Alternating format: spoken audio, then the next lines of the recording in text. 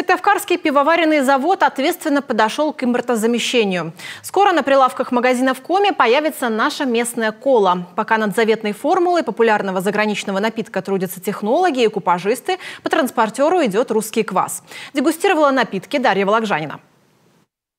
Полностью отечественный продукт от ингредиентов до упаковки изготавливает Сыктывкарский пивоваренный завод. Это цех розлива безалкогольной продукции. Здесь товарный вид принимают наши любимые напитки – лимонад, буратино, колокольчик, ну и, конечно, бренд республики – квас. Сюда в накопительные емкости напитки поступают из варочного цеха. Далее процесс упаковки. Сейчас на линии квас.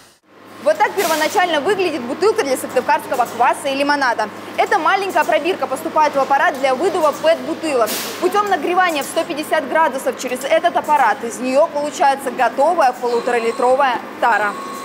Далее бутылка по транспортеру направляется непосредственно на розлив. Почти весь производственный процесс автоматизирован, но без надзора человека никуда. Оператор линии Ольга проверяет каждую бутылку на полноту налива, качество упаковки и этикетки. За год с конвейера сходит 2 миллиона литров безалкогольной продукции и почти 2,5 миллиона литров кваса.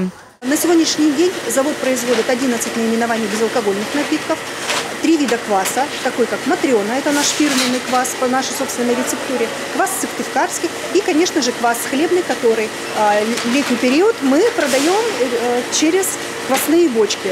Квас на улицах города начинают продавать с потеплением. Обычно сезон открывают 1 мая. Но не только солодовым напитком может похвастаться завод. В лидерах по продаже на протяжении многих лет остаются лимонад и буратино. Спросом у жителей Коми пользуется и заморский напиток мохито, тоже безалкогольный. К введению санкций завод готов на все 100%. В планах выпуск собственной колы.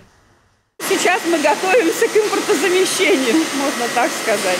Поскольку много говорят очень о том, что исчезнет кола из нашей торговли, нам уже пришли образцы колы, которые мы будем дегустировать, пробовать и выбирать самую вкусную колу, чтобы потом начать опять выпуск на нашем предприятии. Уже сегодня эта продукция отправится в розничные и сетевые магазины не только республики, но и за пределы – в Кировскую, Вологодскую, Архангельскую области и Санкт-Петербург. Дарья Вологжанина, Артем Соколов, телеканал Юрган.